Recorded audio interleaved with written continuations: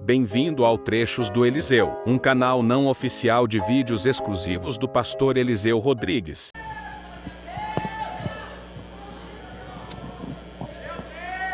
Meus irmãos, minhas irmãs, paz do Senhor Jesus.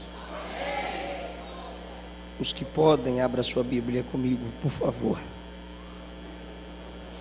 Primeira carta de Paulo aos Tessalonicenses, capítulo 4.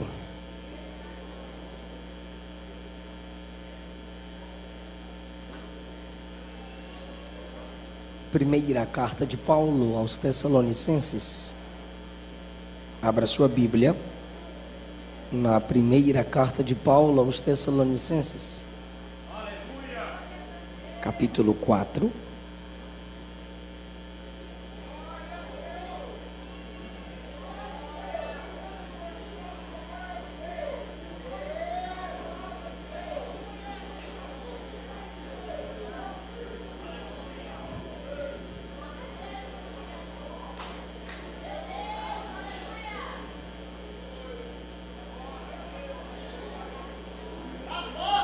É bom cultuar a Jesus numa igreja fervorosa, viva, cheia da graça.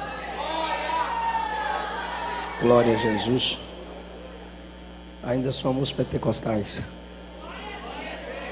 Os que encontraram a primeira carta de Paulo aos Tessalonicenses, no capítulo 4, digam amém.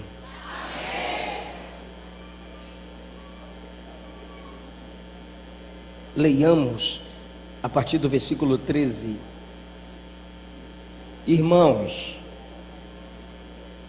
não queremos que vocês sejam ignorantes quanto aos que dormem, para que não se entristeçam como os outros que não têm esperança. Se cremos que Jesus morreu e ressurgiu, cremos também que Deus trará mediante Jesus e com Ele aqueles que nele dormiram. Dizemos a vocês pela palavra do Senhor que nós, os que estivermos vivos, os que ficarmos até a vinda do Senhor, certamente não precederemos os que dormem. Pois com alarido, voz de arcanjo e com a trombeta de Deus, o mesmo Senhor descerá dos céus, e os mortos em Cristo ressuscitarão primeiro. Depois nós, os que estivermos vivos, seremos arrebatados com eles nas nuvens, para encontrar com o Senhor nos ares. E assim estaremos para sempre com o Senhor. Consolai uns aos outros com estas palavras.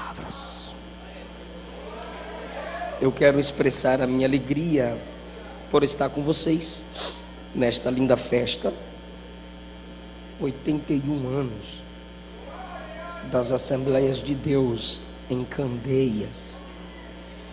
Pastor Hugo, missionária Iraci, bom revê-los como Deus os tem sustentado, os mantido com muita graça.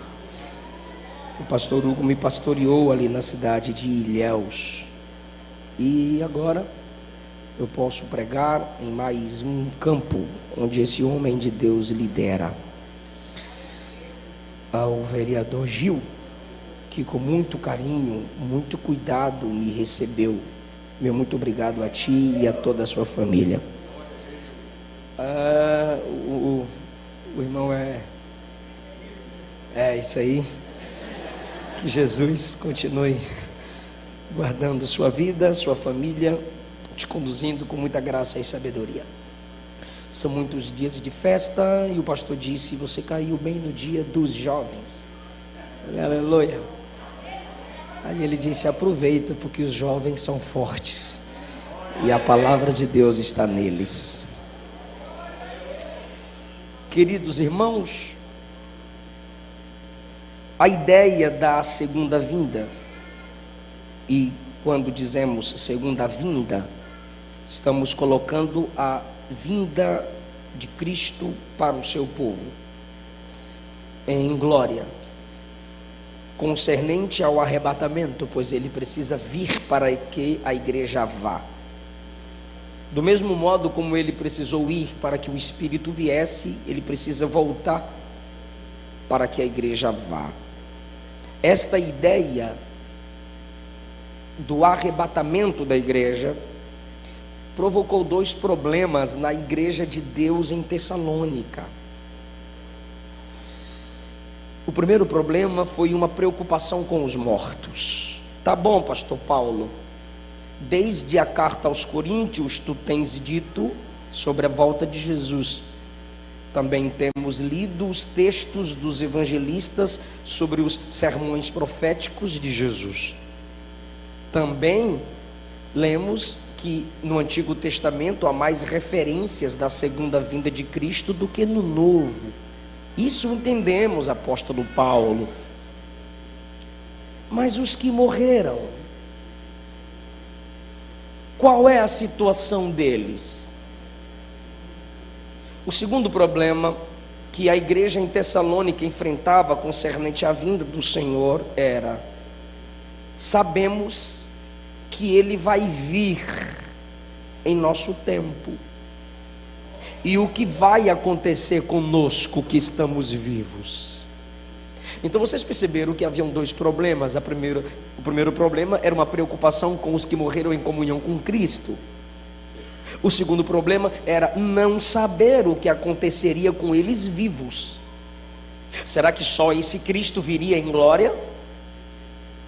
E como que eles poderiam suportar tal glória neste corpo? A igreja tinha essas dúvidas, e Paulo doutrinará esta igreja escatologicamente para resolver esses dois problemas. Então a igreja não tinha segurança escatológica a respeito daqueles que já morreram, e eles também não tinham segurança escatológica a respeito do que aconteceria com eles vivos, porque eles pensavam que Jesus já estava às portas. Isso é bom, porque a gente deve viver como se tivéssemos recebido Cristo ontem e como se Ele fosse voltar hoje.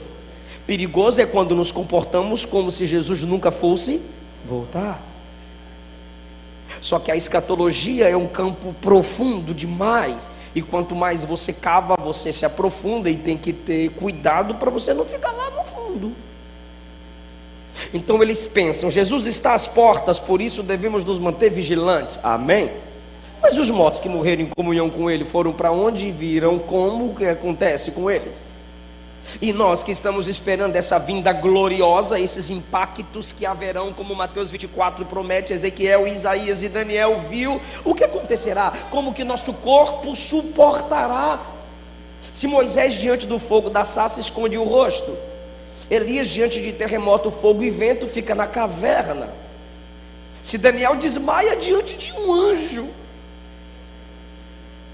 João cai como morto diante do Cristo glorificado.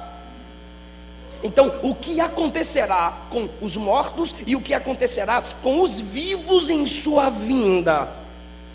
Paulo vai responder que há uma mesma glória para Cristo, para os mortos e para os vivos. A mesma glória que virá em Cristo inundará o corpo dos mortos, ressuscitando-os, e inundará o nosso corpo, transformando-nos.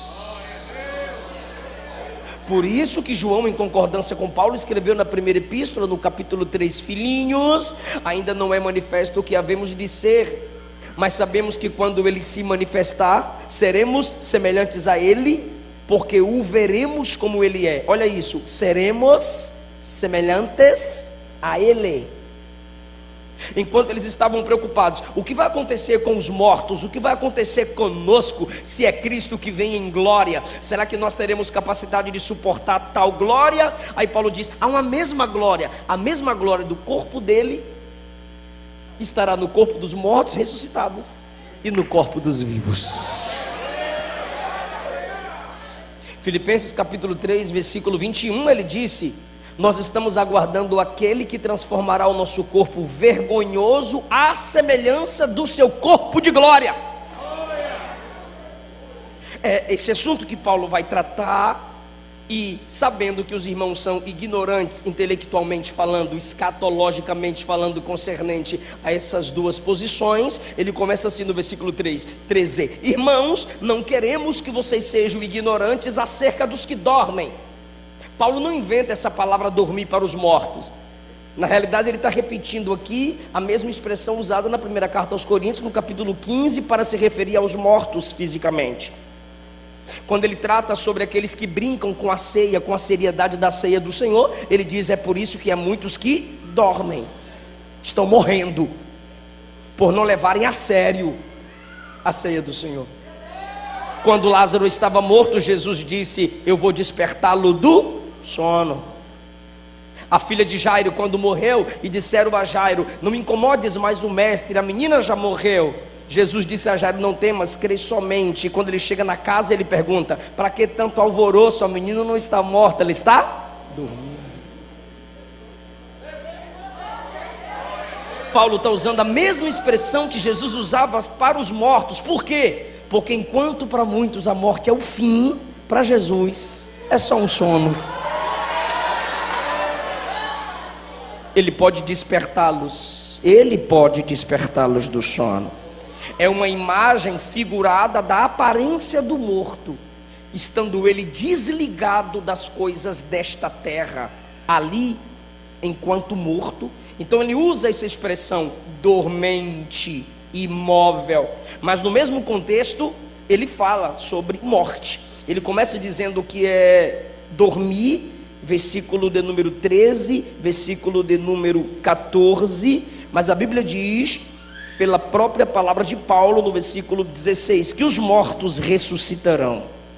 Então ele já muda, ele tira do sentido figurado para o sentido literal. Não é simplesmente dormentes, para que vocês não se equivoquem com a doutrina adventista, herege. É para que vocês entendam uma linguagem profunda, escatológica, que eu estou simbolizando, assim como o morto é imóvel e está desligado das coisas dessa terra, comparativamente assim é o morto, mas ele usa logo a palavra morto, para que eles entendessem o contexto de sua expressão escatológica. Ele se preocupa então com o conhecimento escatológico da igreja. Eu não quero que vocês sejam ignorantes acerca dos que dormem, porque se vocês forem ignorantes escatologicamente acerca daqueles que já morreram em comunhão com Cristo, só tem um resultado. Pergunta para mim. Ele diz: se vocês forem ignorantes a respeito dos que dormem, vocês vão se entristecer como aqueles que não têm esperança. Ele não está dizendo que eu não posso me entristecer quando eu perco um irmão em Cristo para a morte. Ele não está dizendo que eu não vou chorar quando um crente, um irmão em Cristo morrer. Ele está dizendo que eu não posso chorar, eu não posso me entristecer como quem não tem esperança. Se vocês não tiverem ciência do que acontece e do que acontecerá na vinda do Senhor com os mortos, vocês vão desistir, vocês vão lamentar. A mãe ficará triste demais da conta, além do limite, pelo filho crente que partiu para a glória. A esposa, a viúva, ficará triste além do limite estabelecido pelo marido que Jesus recolheu. Os filhos ficarão abatidos sem ter nenhuma esperança pelo pai que o Senhor recolheu, pela mãe que o Senhor recolheu. Ele diz: eu não quero que vocês sejam ignorantes acerca disso, para que vocês não se entristeçam como os ímpios, porque ímpio não tem esperança acerca dos parentes e amigos que morreram. William Barclay cita algumas frases de filósofos a respeito da morte no tempo de Paulo. Tocqueville escreveu assim: uma vez que o homem morre, não há ressurreição. Por isso que Paulo diz que a gente não pode se entristecer como aqueles que não têm esperança. Se vocês forem ignorantes a respeito disso, vocês vão falar como Tocqueville: uma vez que a pessoa morre, não há ressurreição. Teócrito escreveu: há esperança para os vivos, mas aos que morreram nenhuma esperança há. Isso aqui é para eles lá fora. Se vocês forem ignorantes a respeito disso, vocês se entristecerão, como aqueles que não têm esperança. Catulo escreveu: quando a nossa breve luz, vida, se extingue, há uma noite perpétua em que deveremos dormir e nunca mais acordar. É o mundo, é o ímpio, são os filósofos sem esperança. Aí Paulo diz: se você, igreja, não tiver ciência do que vai acontecer com os mortos na vinda do Senhor, vocês vão pensar do mesmo modo que eles pensam. Catulo escreveu, já foi a de Catulo. E nas tumbas desses homens, qual era a frase preferida? Era assim: eu não era, cheguei a ser, não sou, nada mais importa. Eu não era antes de nascer, cheguei a ser, nasci. Já não sou, morri. Nada mais importa, não ressuscitarei. Mas isso aqui é ímpios, gente sem Deus, que não crê em Cristo que morreu e ressuscitou. Porque não creem no Cristo que morreu e ressuscitou, eles não têm esperança pós-morte. Aí Paulo diz: se vocês não prestarem atenção no que eu estou escrevendo, se vocês não meditarem no poder escatológico de Cristo sobre aqueles que morreram em comunhão com Ele, vocês também estarão sem esperança. Então, diante da morte, o pagão não tinha o que fazer, não tinha o que crer, não tinha em que esperar. Aí Paulo diz, resumindo, ele diz no 14: se você viveu em comunhão com Cristo, e em comunhão com Cristo você morreu, ainda que esteja morto, você permanece em comunhão com Cristo.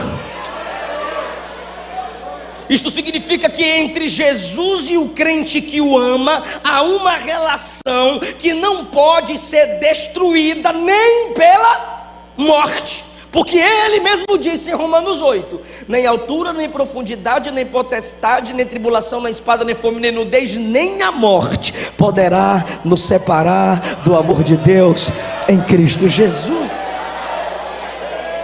Por isso ele diz, 14: se cremos que Jesus morreu e ressurgiu, cremos também. É uma crença conjunta. Se eu creio no Cristo que morreu, se eu creio no Cristo que ressuscitou, essa crença traz a mesma experiência de Cristo para mim. Do mesmo modo que Jesus morreu e ressuscitou, todos os salvos em Cristo, se morrerem, também vão ressuscitar no dia da vinda do Senhor.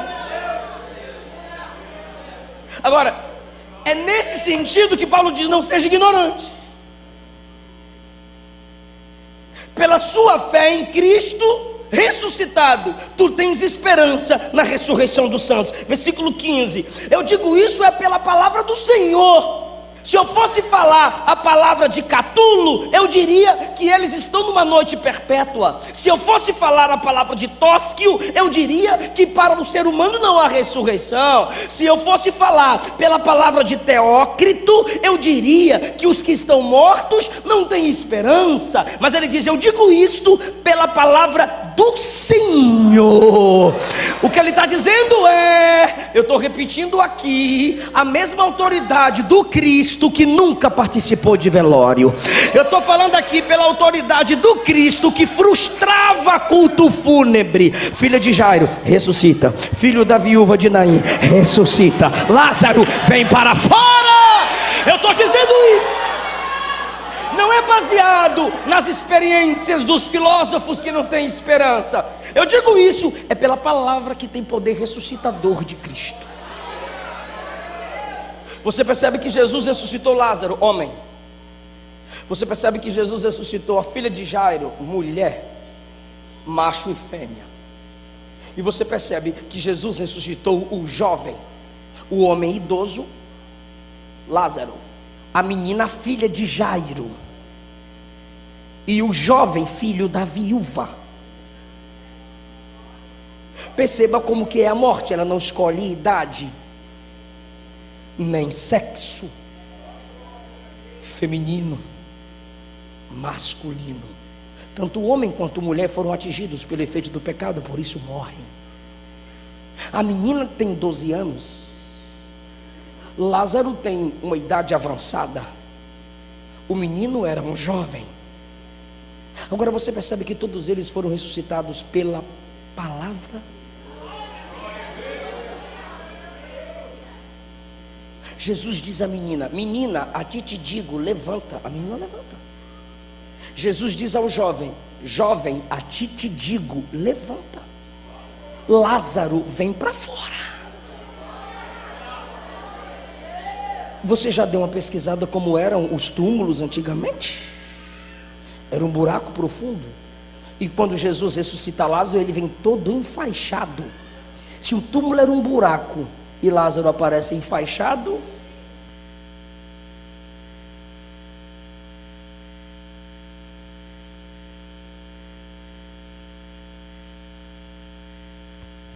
está vermelho, irmão. Como? Por isso que Paulo diz pelo poder da palavra. O Lázaro...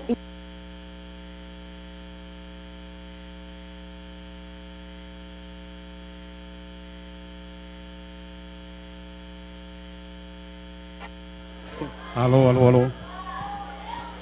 Alô, alô, alô.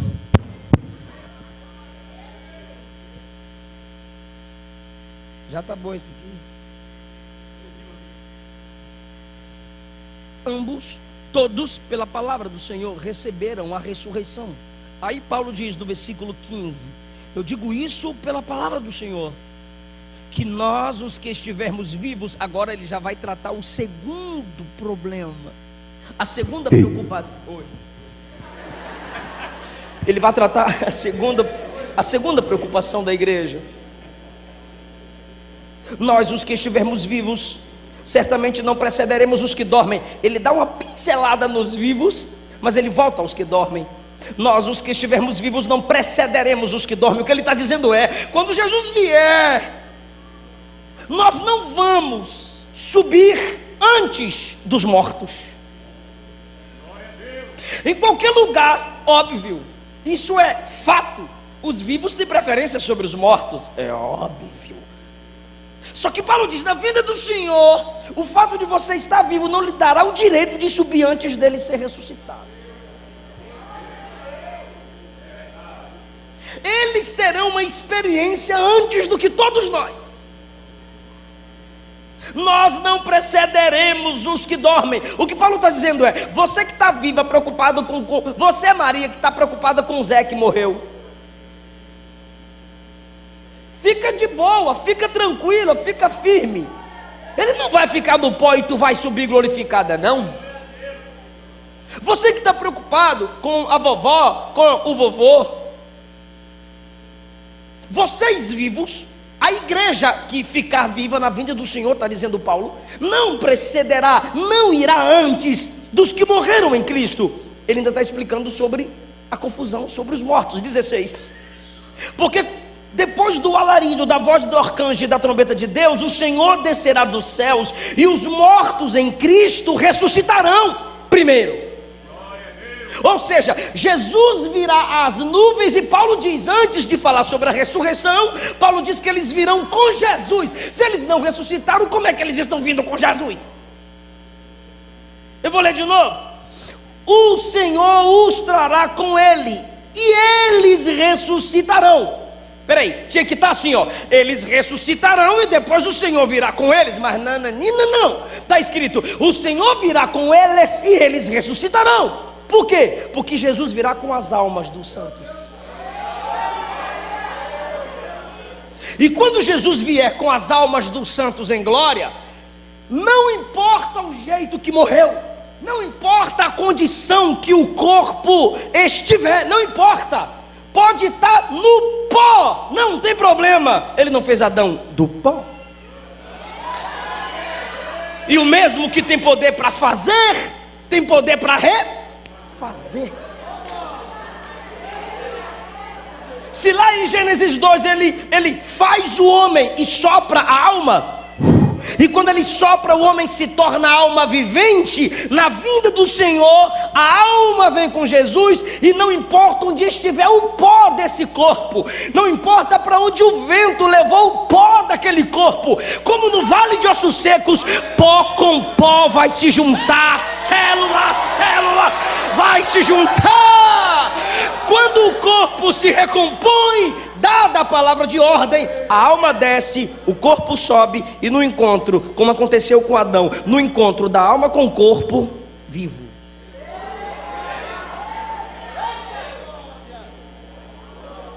É lindo ou não é?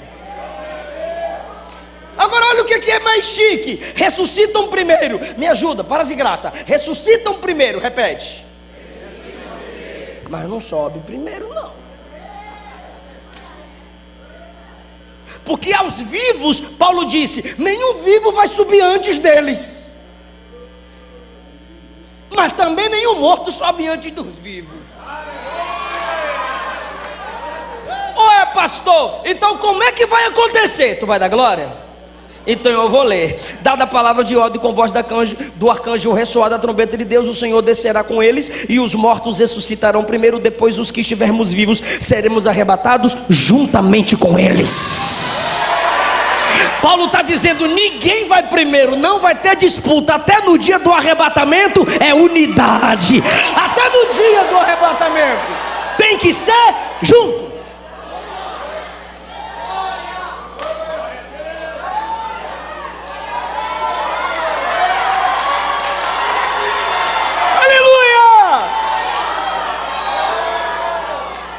Então, fazendo a conexão de textos, a gente pode fazer um novo versículo no sentido de poesia. Ó quão bom e quão suave é os mortos e os vivos arrebatados que sobem em união. Não é só viver em união, tem que ressuscitar, ser transformado e ser arrebatado em união. Vai chegar todo mundo junto lá, bem bonitinho. A alma de Pedro já está lá? Me ajuda, a alma de Pedro, Tiago, João já está lá? A alma da irmã Maria já está lá? Glória, já está lá, não está? Já morreram, irmão, pelo amor de Deus, aí. É espírita, tu é? A alma já está lá com Jesus, sim ou não? De todos os apóstolos, sim ou não? Sim. Mas no dia do arrebatamento, vai subir com a gente.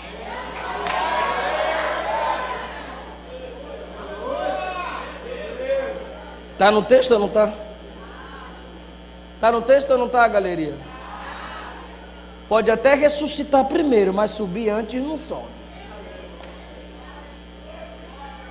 A experiência corporal dos mortos será primeiro. E aí, meu irmão, túmulos se abrindo, terremotos para que túmulos se abram, como aconteceu na morte de Jesus.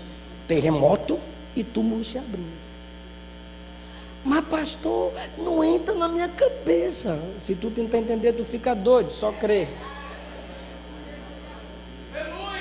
Mas está aqui, ó, pela palavra do Senhor. Foi falando que ele disse: haja, haja, haja, haja. Olha o efeito da palavra na sua vida. Ah, irmão!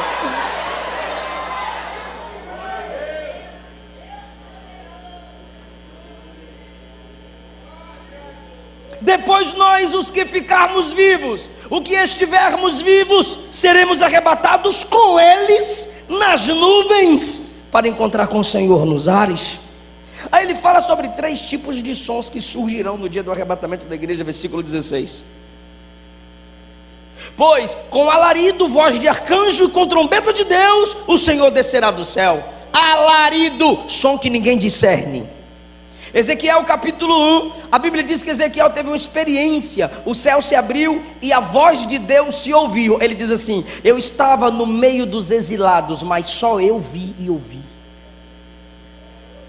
Havia muitos exilados à beira do rio Quebar, mas aquela experiência foi para o servo. João 12, Jesus disse assim: Pai, glorifica o teu nome, glorifica o teu filho. E o pai respondeu: já o glorifiquei e o glorificarei ainda mais. Aí a Bíblia diz assim, ó: todos que estavam com ele ouviram um som, mas não entenderam as palavras, e disseram: um trovão falou com ele. Mas só Jesus entendeu o que o pai disse. Não te convenci? Eu dou mais uma experiência. Atos 9. Saulo, Saulo, por que me persegues? Quem és tu, Senhor? Eu sou Jesus, quem tu está perseguindo. O que o Senhor quer que eu faça? Não vou falar agora não. Levanta, entra na cidade e lá te será dito o que eu quero que tu faça. Aí ele diz assim: os que estavam comigo ouviram o som, mas não viram nada.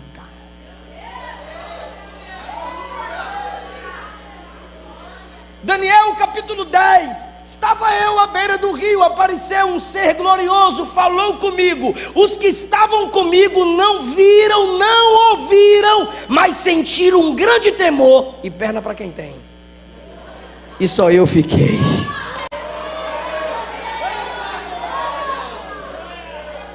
Alarido, som que ninguém discerne. Imagine a Nova Jerusalém descendo sobre nossa atmosfera. Tu lembra da descida do Espírito em Atos 2? Irmão, não entrou vento no cenáculo balançando os cabelos, os vestidos dos irmãos, não. Não. Quando a efusão do Espírito desceu sobre a terra, a Bíblia diz que eles ouviram um som, como de um vento veemente, impetuoso. Era a descida, era o impacto da presença do Espírito chegando na terra para nunca mais sair da igreja. Som. Aí os que não foram cheios do Espírito ficaram do lado de fora. Olha, que é isso? Que é isso? Olha, tudo bêbado, tudo bêbado. Não discerniram. Haverá um tipo de barulho no dia do arrebatamento. É a Nova Jerusalém atingindo a nossa atmosfera. Ele virá com a voz do arcanjo.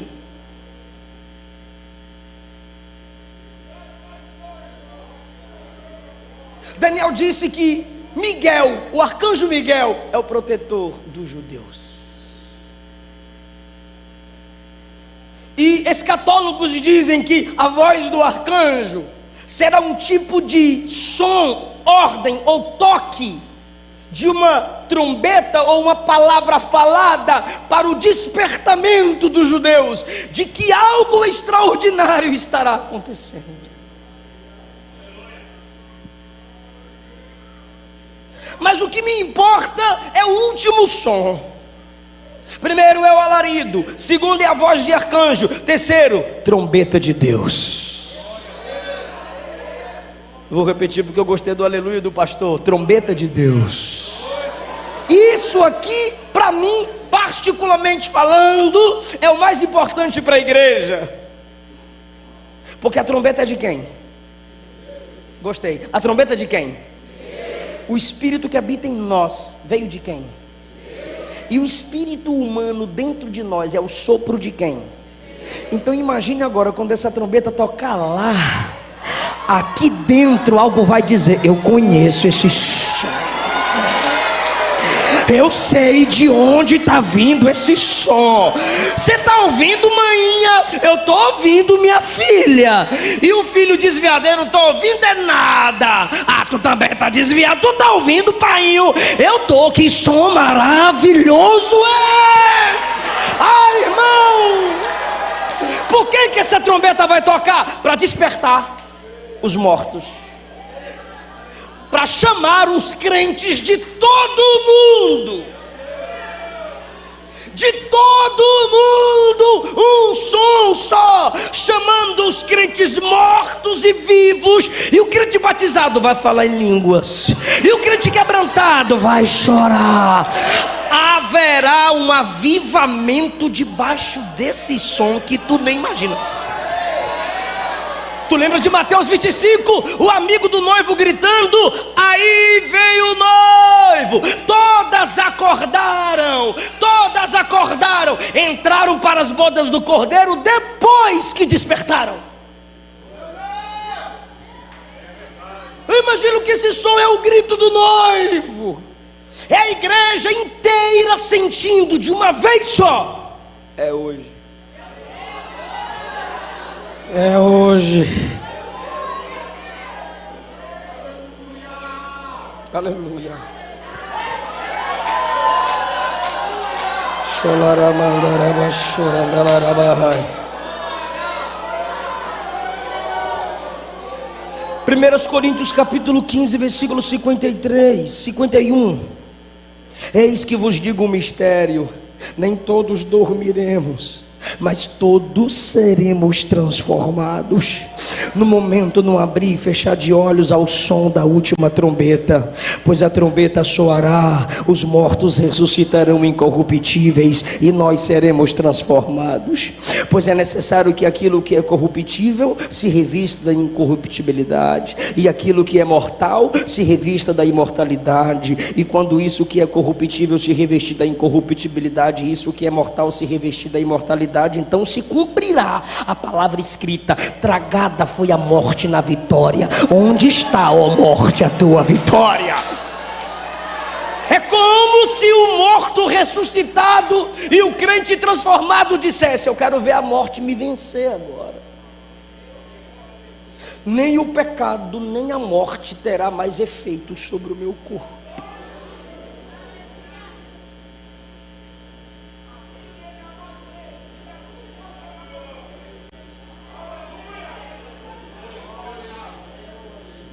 Seremos arrebatados e estaremos para sempre com o Senhor. Só que Paulo, quando fala a palavra arrebatado, e eu caminho para a conclusão, ele está falando algumas coisas. Porque essa palavra arrebatado, arrebatar, é rica no Antigo Testamento. Em primeiro lugar, arrebatar significa pegar rapidamente. Pegar rapidamente. Tirar rapidamente. Eu estou errando, Jesus não vai errar. Pegar rapidamente. Mas por que pegar rapidamente? Porque tem crente que, se Jesus deixasse um minuto a mais, cairia. Vai ter crente que, se Jesus demorar 30 segundos, ela desvia. E Jesus ama tanto que ele vai pegar rápido. É meu. É minha. Pegar rapidamente. Pegar sem atraso. É por isso que a igreja tem que se manter preparada. Segundo lugar, arrebatar, na linguagem de Paulo aqui, é tomar a força. Arrebatar é tomar a força. Por quê? Porque tem a força dos meus desejos carnais, tem a força da beleza desse mundo, tem a força dos demônios, mas nada é mais forte que o poder da palavra daquele que vai nos arrebatar. Tomar a força. Porque vai ter gente que vai tão apegada com as coisas dessa terra, que Jesus vai dizer: larga isso, trem ruim.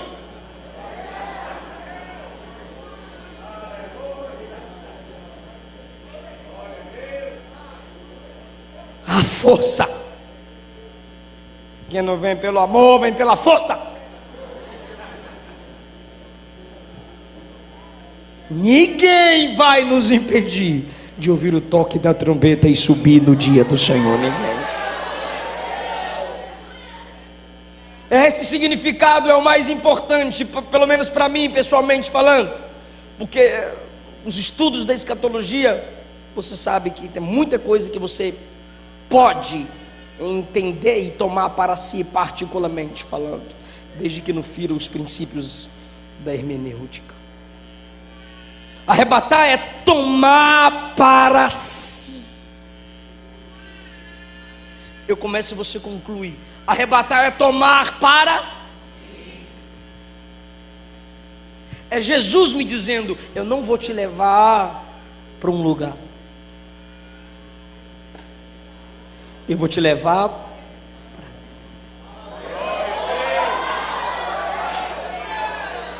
Por que, pastor? Porque o lugar para onde vamos só tem valor porque ele está lá. Céu só é céu por causa de Jesus. Se Jesus não estiver no céu, o céu não é céu. E vocês vão lembrar agora, João 14: não se turbe o vosso coração, crede em Deus, crede também em mim. Na casa de meu pai há muitas moradas. Se não fosse assim, eu já vos teria dito. Mas eu irei e vos prepararei lugar, e virei outra vez para vos buscar, e vos levarei. Ai, irmão, adore a Ele. E vos levarei para mim mesmo, porque onde eu estiver, vós estejais também. E Paulo diz aqui no versículo 17: depois nós, os vivos, seremos arrebatados com eles, os ressuscitados, nas nuvens, para encontrar com o Senhor. Seja sincero, seja sincero, seja sincera. Lembra do seu sonho de criança e de adolescente, seu sonho escatológico? Eu acho que alguns aqui até cantaram sobre isso, só não lembra a canção. Mas lá no fundinho da tua mente, está bem guardadinho lá. O coach te fez esquecer isso um pouquinho, mas eu venho aqui reativar sua memória. Lembra, pelo amor de Deus, eu vou perguntar e tu responde se é legal ou não é. Vai ser bom ou não vai encontrar Davi na glória? Imagine os músicos: Davi, pega a harpa que eu pego a minha guitarra aqui. Irmão, seja sincero, obreiros. Eu tenho um livro sobre Josué, eu tenho um livro sobre José, e eu tenho um livro sobre Paulo. Fala para mim qual que eu vendo mais. Paulo. Os obreiros amam Paulo, até porque você está consolado, Paulo te atribula. Você está atribulado, Paulo te consola. Paulo é esquisito, irmão. Agora imagine tu chegar no céu e ver Paulo. Oh, maravilha, irmão. Fazer um debate aqui: Paulo e Silas Malafaia.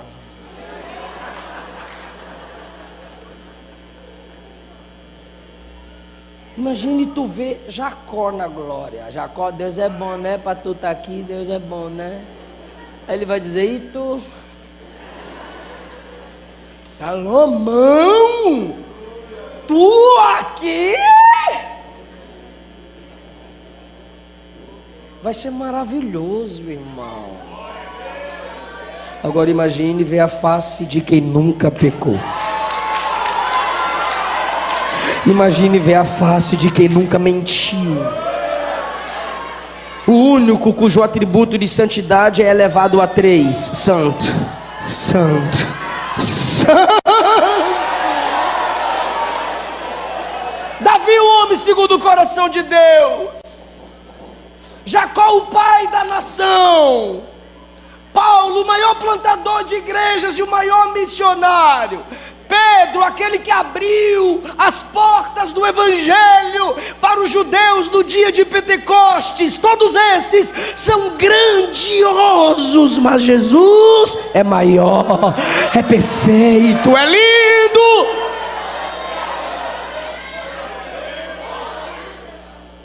A igreja pode dizer: meu amado é o mais belo entre milhares.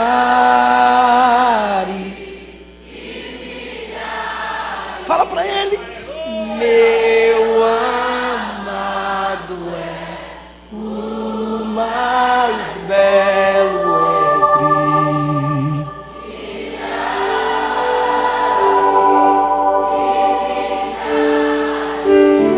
Eu quero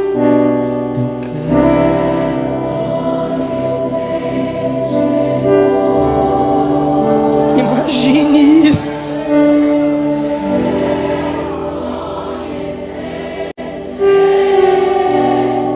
Fala de novo, irmão.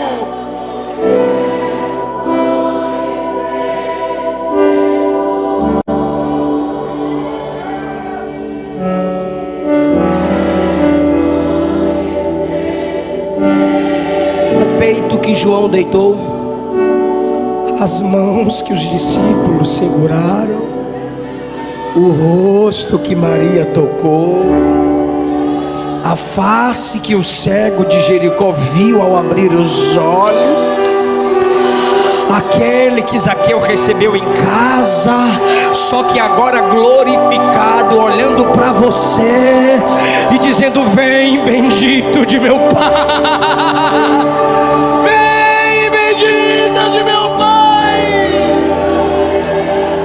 Quem pode adorá-lo? Quem tem saudade, irmão? Só o Evangelho faz isso. Eu tenho saudade daquele que nunca vi, eu amo aquele que eu nunca vi pessoalmente, mas o Espírito dele me enche de desejo de vê-lo. Eu quero ver Jesus.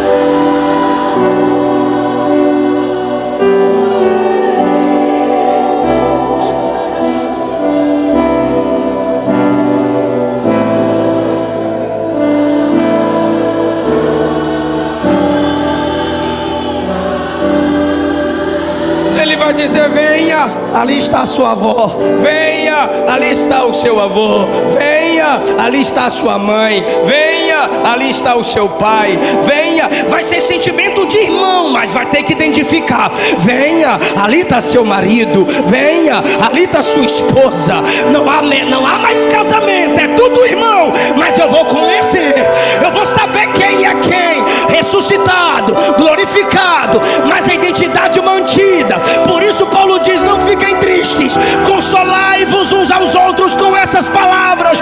Você vai se encontrar com seus irmãos, vai se encontrar com seus irmãos. A morte destrói comunhões, Jesus restaura. A morte separa, Jesus une.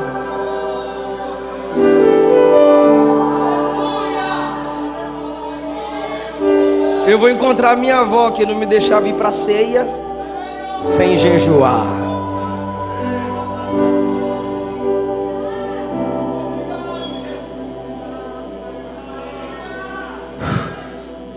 Eu vou encontrar o pastor Antônio Neri, que me colocava num banco lá na cidade de Ilhéus para cantar na sede.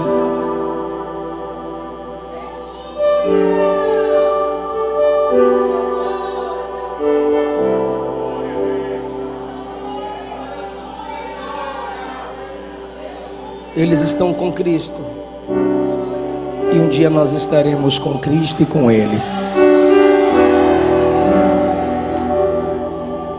Aí Paulo conclui, e eu também: consolai-vos uns aos outros com essas palavras. Ele está dizendo: fala para a irmã Maria, eu sou pentecostal, irmão, deixa comigo. Fala para a irmã Maria que o Zé está bem. Fala para o João que a Maria está bem. Consola eles aí. Haverá o reencontro. Paulo não poderia mandar eu me consolar se eu não fosse reconhecer meus amados sem dor, sem enfermidade.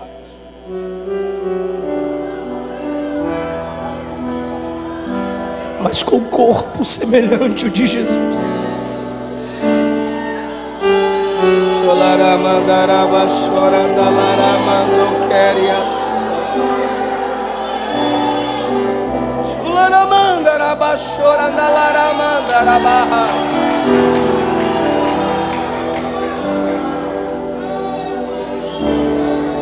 Você lembra que no Monte da Transfiguração apareceu Moisés e Elias, e os discípulos disseram para Jesus: Senhor, olha quem está aqui, Moisés e Elias. Elias tinha sido arrebatado, Moisés havia morrido, e eles agora na dimensão de glória reconheceram Moisés e Elias. Se eles numa glória transitória reconheceram Moisés e Elias, imagine a gente numa glória eterna.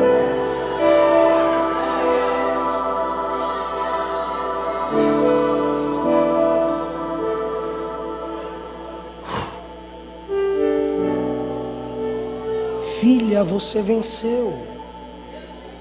Pai, eu venci. Meu irmão, você venceu. Eu venci. Isso é o céu, irmão. Isso é o céu, irmão. Fica em pé.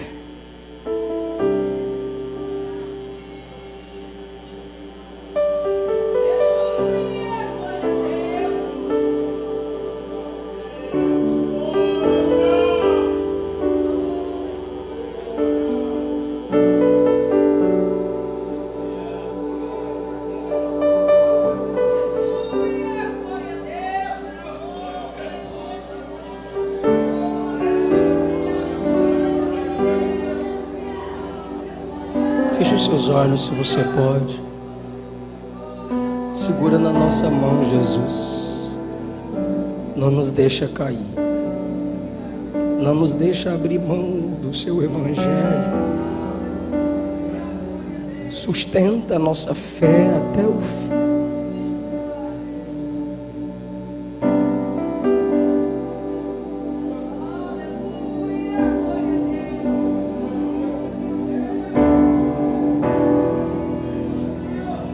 Hoje uma música, uma canção, um hino ardeu no meu coração enquanto eu meditava nessa palavra. Se alguma irmã puder me ajudar, eu vou começar, tá? Da linda pátria estou,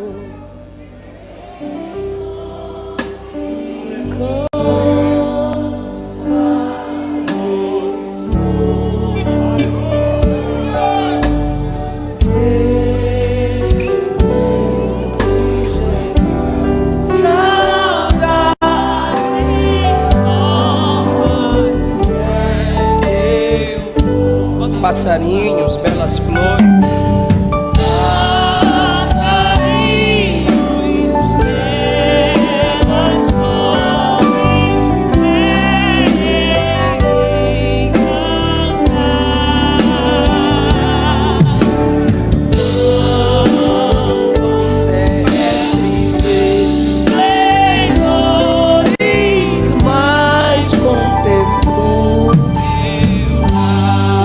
Jesus me deu. Jesus me deu a sua promessa. Vem buscar. Meu coração está com pressa. Meu coração está com pressa. Eu quero já. Se humilhe, meus pecados foram muitos.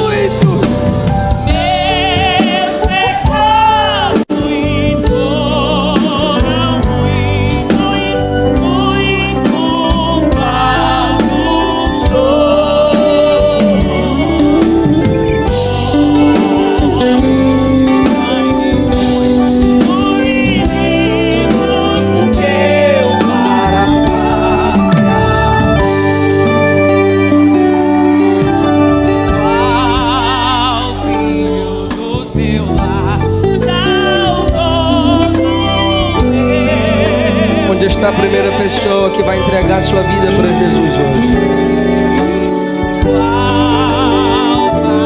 Volta para Jesus antes que Jesus volte para a igreja.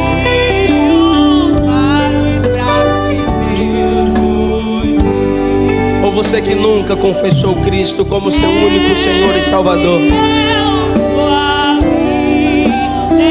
vem para Jesus antes que Ele venha para a igreja.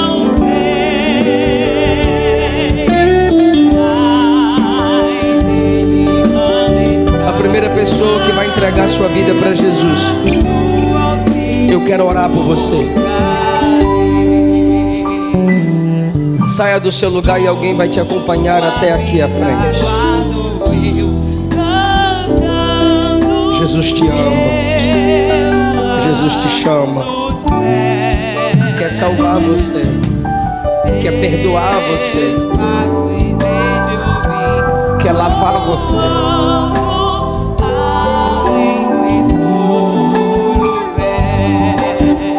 Vou perguntar mais uma vez: onde está você que quer mudança de vida, perdão dos seus pecados, transformação de vida e ser preparado pelo Espírito Santo para se encontrar com o Senhor naquele grande dia?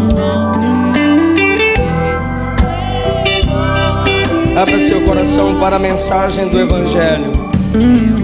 Deixa a gente orar por você.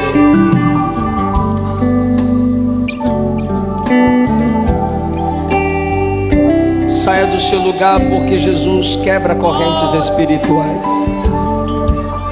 Jesus escreve o seu nome no livro da vida. Jesus transforma o seu ser e te torna uma nova criatura.